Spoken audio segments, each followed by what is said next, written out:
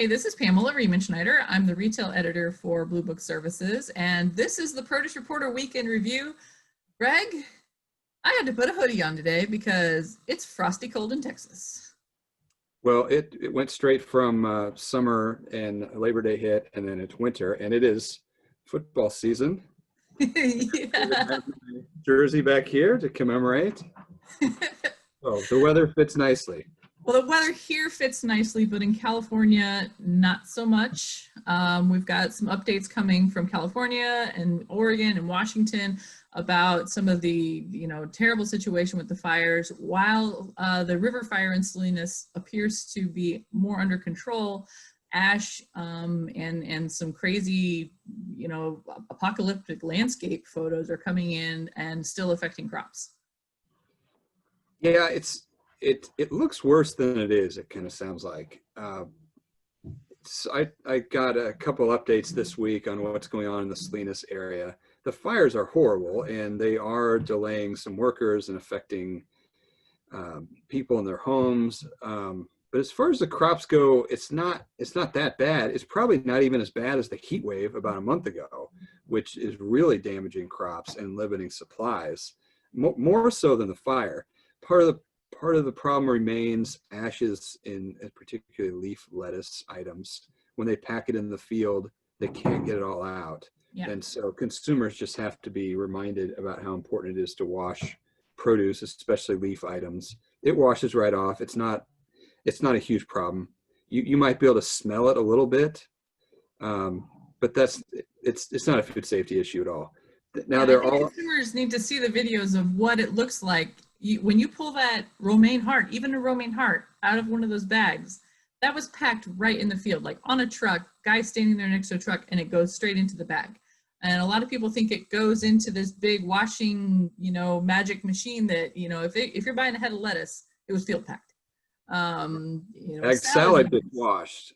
Yeah, salad's been washed, but lettuce that is head lettuce is definitely field packed. Yes, that's true. And Salinas is not the only problem. The only places having problems with fires. I'm checking in with some of the folks up in Washington this week also, who so far are reporting that the fires all throughout the central part, well, actually it's even bigger than that, but the apples and pears are mostly in the central part of Washington. So far, it's not delaying any kind of harvest or any kind of operations. The fires have not affected anyone that I've found yet. Their packing facilities. And this is just the beginning of pear and apple harvesting, which will last through probably the end of October. So far, they're reporting good things as far as the operations go. So that's good news. Yeah, for sure. In other news, I've been following something all week long, and this is something that's always on my radar. We talked a couple of weeks ago about how don't you think Kohl's would feel better if they'd done a bigger deal with Aldi than Planet Fitness, given what's going on with the pandemic? But it appears that instead they had Amazon in their back pocket. And not surprising though, because if you return something to Amazon, oftentimes you take it to Kohl's.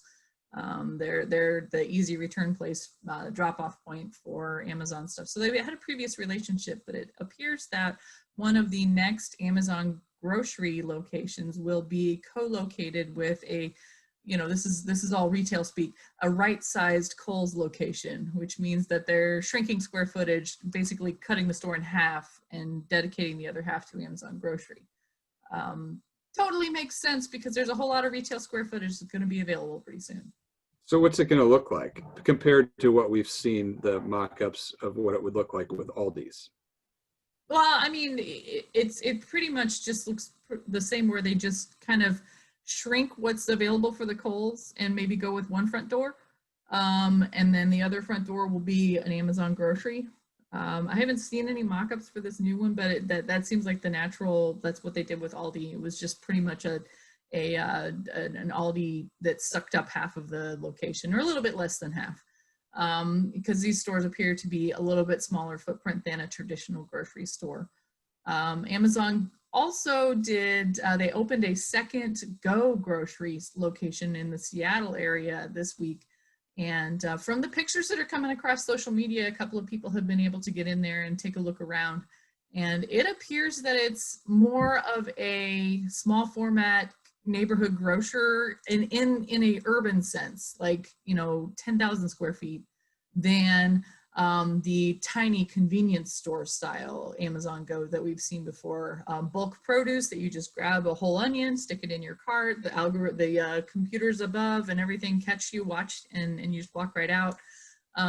So a lot of moves from Amazon after they sat for a couple of years after buying Whole Foods. So I suspect that this is like the wave of what everyone's been expecting from Amazon, that they don't just do small things. It's gonna, proliferate pretty quickly, I think.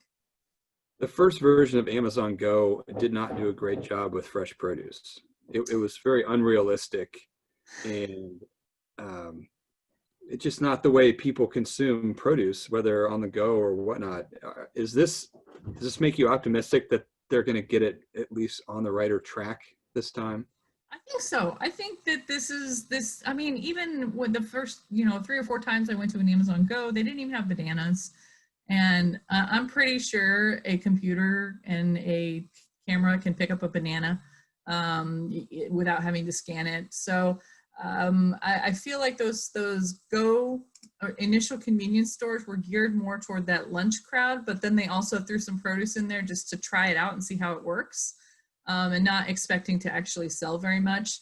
This time around, it's more like a test version of a store trying to figure out how we can do bulk produce and how we can do actual groceries. They also have prepared foods in there.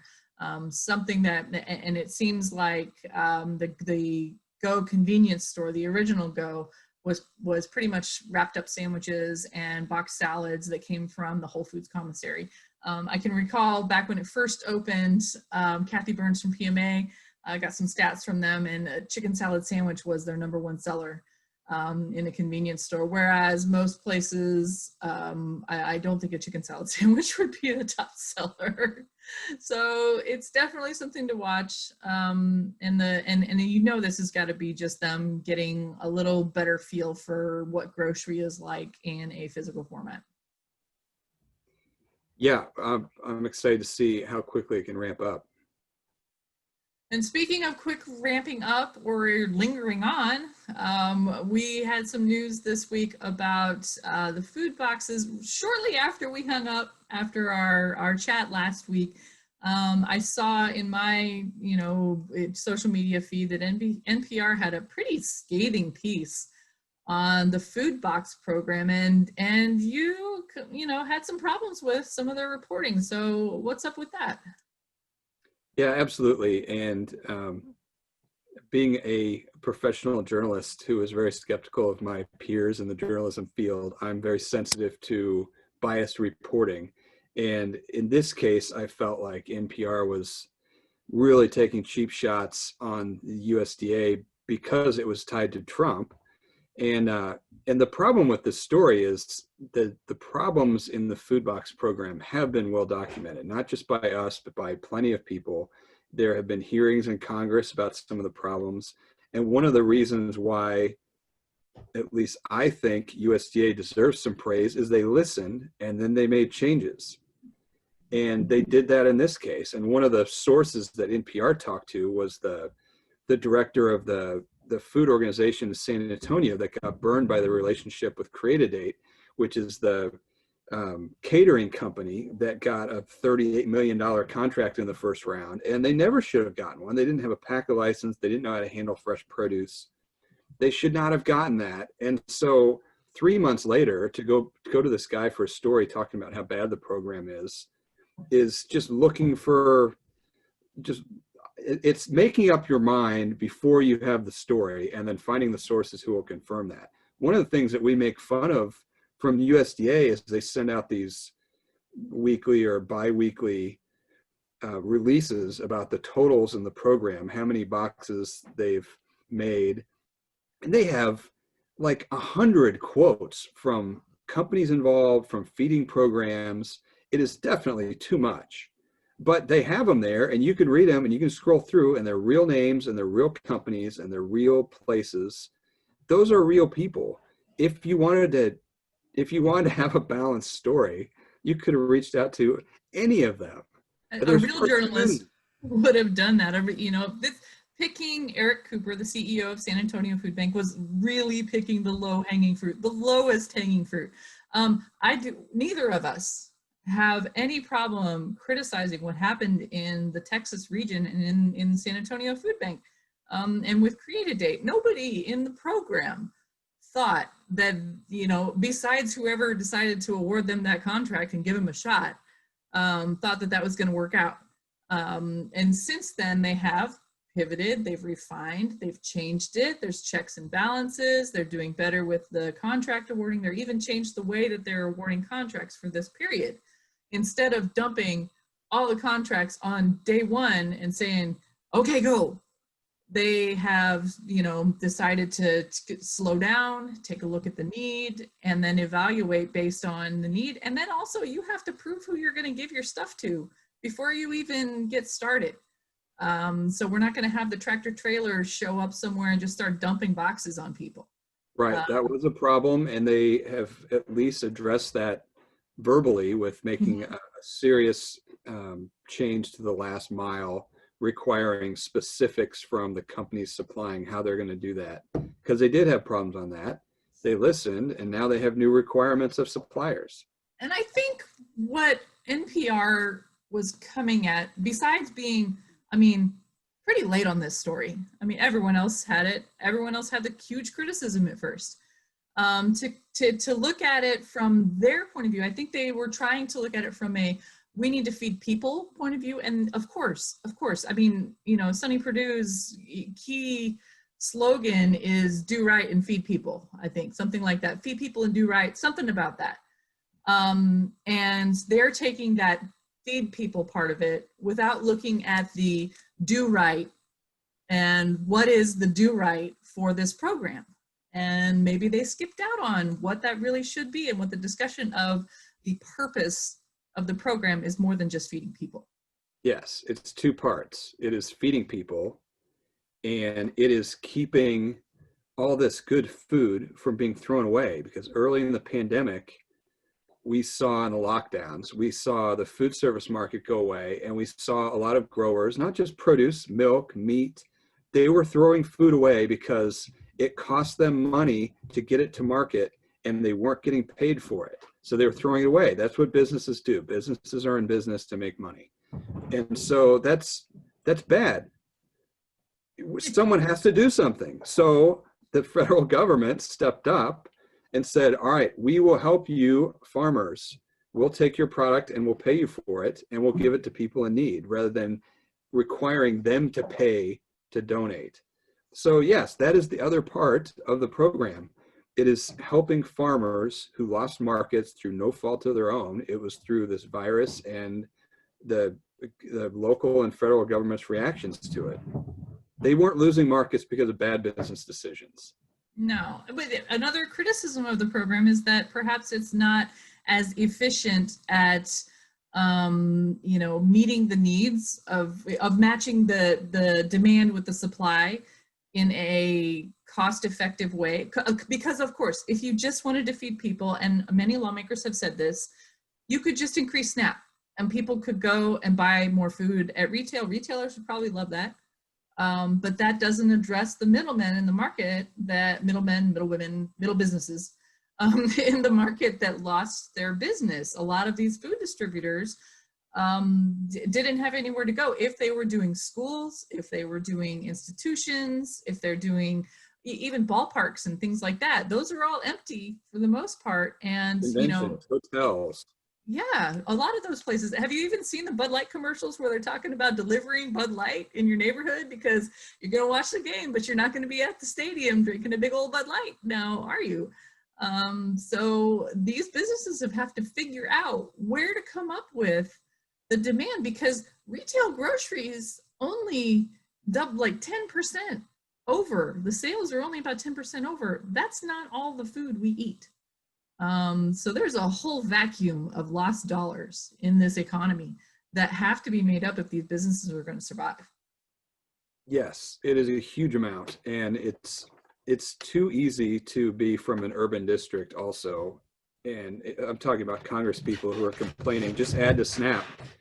That doesn't help rural farming America. And if you neglect that, you will pay the piper down the road, because those companies are going out of business, and we will have less supply and food prices will absolutely go up.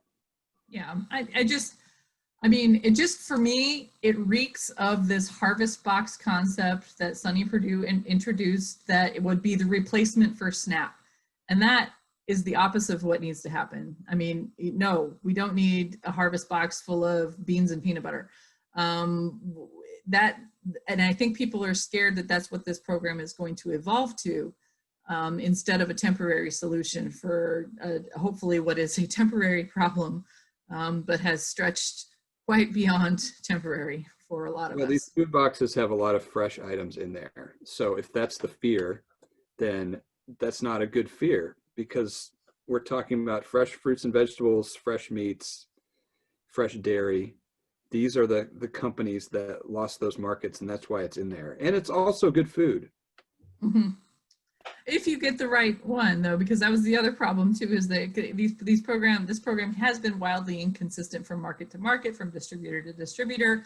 And what we're hoping to see is, as it evolves, there'll be some checks and balances to make sure that every box is up to the quality standards that it needs to be, to make sure that everyone's getting a fair share in the market, but then also receiving the food. Because it can't just be like the leftovers. Yeah, quality, there's no excuse for bad quality, but it is specifically designed to represent regions, and only domestic producers are allowed to be in the program. So we're only going to see domestic fruits and vegetables. And local is supposed to be good. We're supposed to help local farmers. I would hope that your food box in North Florida looks different than it does in South Texas. Yeah, one would hope. It should. It's not McDonald's. They're supposed to represent the growers in your region as much as possible.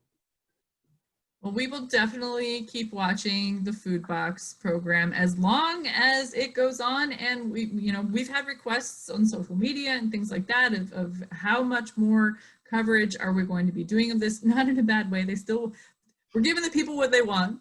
Is more of how the program has evolved and how it's affecting businesses going forward and into the next year. Hopefully we're not talking about new food box programs in January. It is, no, because that would mean the economy was improving, and we wouldn't need to be. We didn't talk about this thing last January. No.